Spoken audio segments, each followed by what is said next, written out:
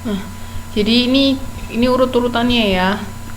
Jadi ini attribute performance itu maksudnya kinerja dari perusahaan jasa, gimana mereka melayani konsumen, itu mempengaruhi customer satisfaction, kepuasan pelanggan. Habis itu bisa jadi customer retention, jadi pelanggan yang sudah ada kita pertahankan, atau bisa juga customer loyalty. Setelah itu mempengaruhi profit. Gitu. Jadi intinya kalau pelanggan puas, kita bisa meningkatkan laba kita. Jadi kayak tadi alurnya dari awal kinerja karyawan, terus mempengaruhi kualitas pelayanan, mempengaruhi kepuasan pelanggan, terus akhirnya mempengaruhi laba kita. Halo?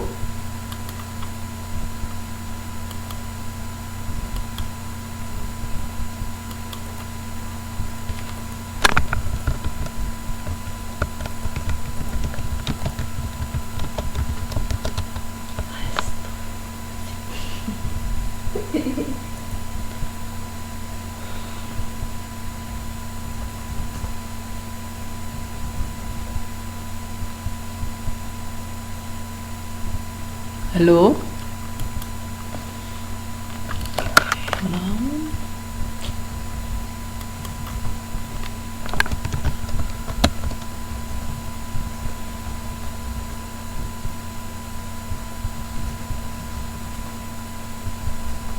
Halo? Tes tes.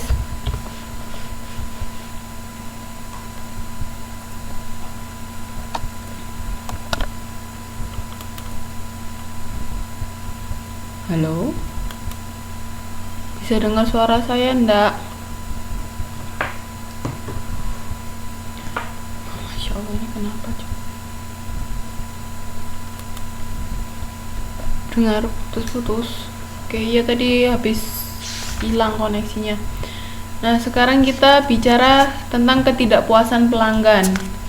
Bisa dilihat bagannya itu di halaman 6.10. Halaman titik 610 itu ketika ini ya, dissatisfaction occurs, ini ketika pelanggan merasa tidak puas, itu kita ini ada dua opsi, dua pilihan. Kita take some action, kita melakukan suatu aksi, atau no action. Nah, setelah itu kalau ini dari pilihan take some action ini ada dua lagi. Jadi ketika kita mau melakukan apa, maksudnya gimana caranya untuk bisa menanggapin ketidakpuasan pelanggan, itu ada dua: take some form of public action atau take some form of private action. Jadi public action ini maksudnya tindakan yang di muka umum atau tindakan yang umum biasa kita lakukan. Contohnya nih, seek redress directly from business firm, take legal action, decide to stop buying product or brand, or boycott seller. Oke. Nah, ini dari sisi pelanggan ya. Ketika kita tidak puas, kita mengambil langkah-langkah. Biasanya kalau misalnya ini public action, ini bisa legal action, misalnya menuntut, misalnya sampai parah, habis makan dari restoran mana misalnya keracunan. Nah, itu bisa dituntut kan, bisa menuntut restoran yang kita datengin itu yang sampai bikin kita keracunan. Nah, itu macamnya itu kalau public action. Kalau private action itu langsung komplain ke pihak penyelenggara jasanya,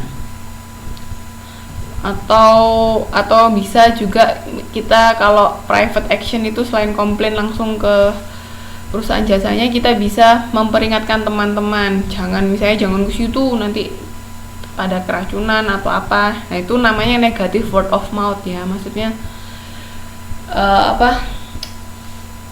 yang diberitakan tentang perusahaan jasa kita itu nggak bagus, karena emang mungkin kita melakukan kesalahan atau apa. Jadi ketika pelanggan nggak puas, itu ini langkah-langkah yang dilakukan. Bisa aja diem aja, nggak ngapa-ngapain, paling cuman batin, atau bisa melakukan suatu tindakan.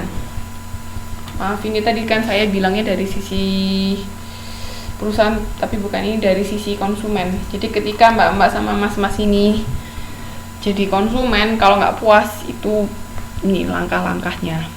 Bisa public action atau private action. Oke, ini bisa memboikot juga atau nggak jadi beli lagi. Itu ketika kita tidak puas. Sampai sini ada yang mau ditanyakan tentang kepuasan pelanggan? Ada yang mau ditanyakan? Halo?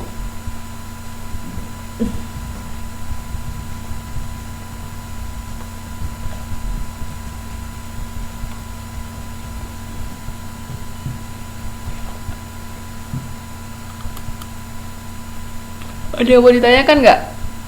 Oh ya, redress ini ganti rugi. Kita minta ganti rugi ke perusahaan jasa juga bisa. Kayak kemarin siapa yang bilang kalau nggak puas bisa dikembalikan? Perusahaannya siapa yang kemarin bikin kalau nggak puas uang kembali? Mbak Yusni ya kalau nggak salah ya. Itu bisa ketika kita nggak puas minta ganti rugi.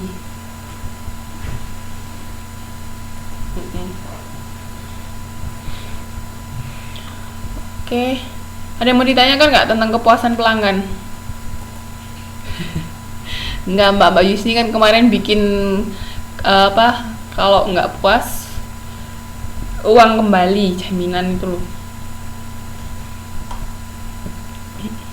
Sekarang setelah kepuasan pelanggan, kita bicara tentang kesetiaan konsumen. Kalau mbak-mbak punya perusahaan, kira-kira seneng nggak kalau punya konsumen yang setia sama perusahaannya mbak? Capek ya mbak? Ini nilai strategik perusahaan dalam loyalitas pelanggan, mengurangi biaya pemasaran. Kenapa kok gitu, ayo? Kira-kira kenapa kok ketika pelanggan itu setia bisa mengurangi biaya pemasaran? Ada yang tahu nggak?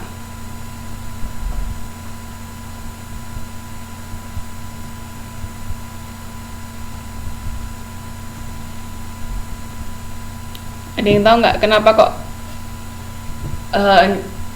ketika pelanggan itu setia sama kita, itu bisa mengurangi biaya pemasaran?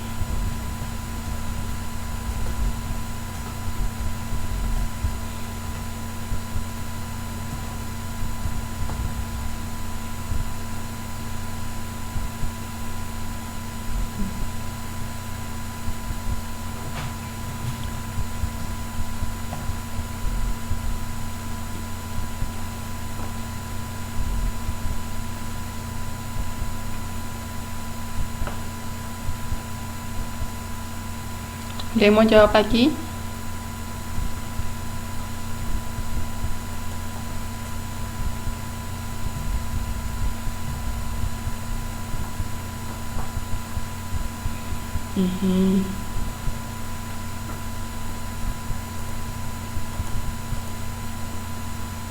Ada yang mau jawab lagi?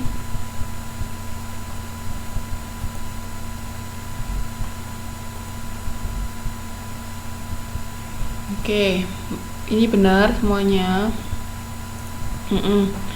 Jadi kalau pelanggan sudah loyal, ya mati lagi, itu bisa membantu kita untuk memasarkan perusahaan kita. Contohnya apa ya, tadi word of mouth itu.